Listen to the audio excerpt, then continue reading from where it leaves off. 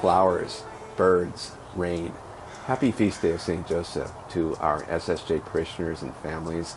I'm Father Daniel, very blessed to be pastor here for the past 8 years. And I'd like to invite you to take a Franciscan spiritual moment, to pay attention to God that is all around us. Today the Church celebrates the Feast of Saint Joseph.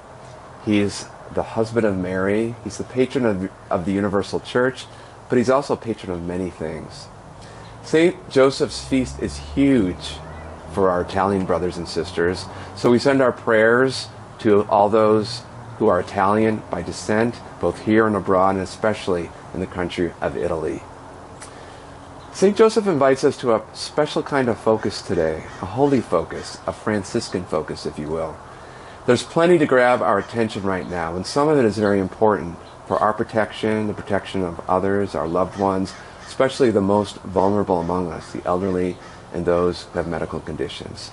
So we can spend a lot of time focusing on that and neglect focusing on the voice and presence of God all around us, even now.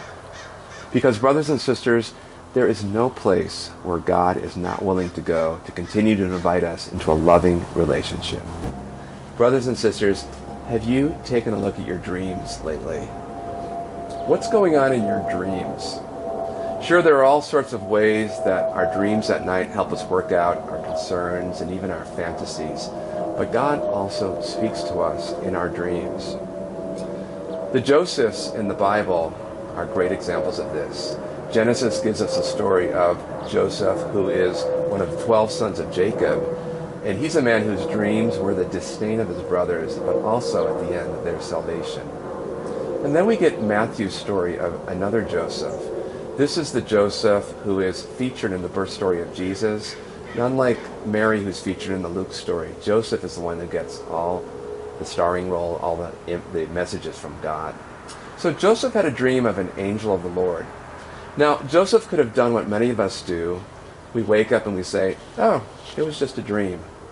And he could have continued with the difficulties in his life. He could have said, wow, my life is really a mess right now. It's not how I wanted it to be. It's not my dream, which was to have a wife, children, grandchildren. I could continue to use my hands to be a carpenter. I could continue possibly to serve my synagogue.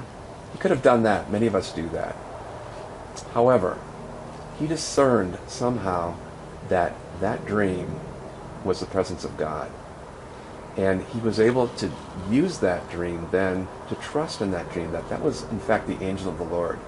He paid attention, he followed the guidance of God, and look what the difference was. Brothers and sisters, we don't have to dream to follow God necessarily, but following God does mean paying attention to our dreams, I think. Sometimes it's a holy dream when God visits us when we sleep. But even more so, it's the dream God placed in our souls when we were created. The dream of discovering who we are in God. The good things, the talents, the gifts, everything that God poured into us when we were created. The dream of how, following God's guidance, we are meant to discover His dream in us, to live that dream, and in so doing, partner with God fulfill the divine plan for creation.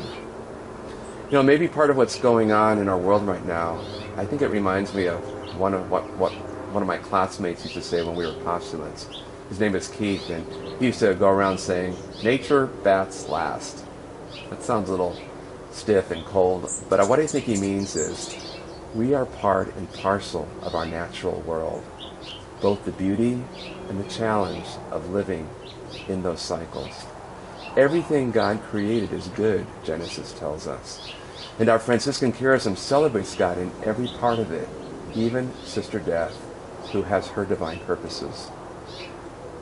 because we are at the end just pilgrims and strangers in this world, according to St. Francis. So let's seize this moment, the time we have to rediscover God's dream for us, as St. Joseph did. Let us take this opportunity to see our connectedness to all of creation, the beauty, the bounty, the blessings, and the beasts. When we live God's dream for us, when we accept and cherish our connectedness to creation, we may find ourselves caring for Christ, just like St. Joseph. So from our friary garden here, the Franciscans wish you peace. Peace and blessing, everyone. This is a song that I hope will give you some sense of Christ's presence during this special time in our church and in our world. So feel free to sing along with me.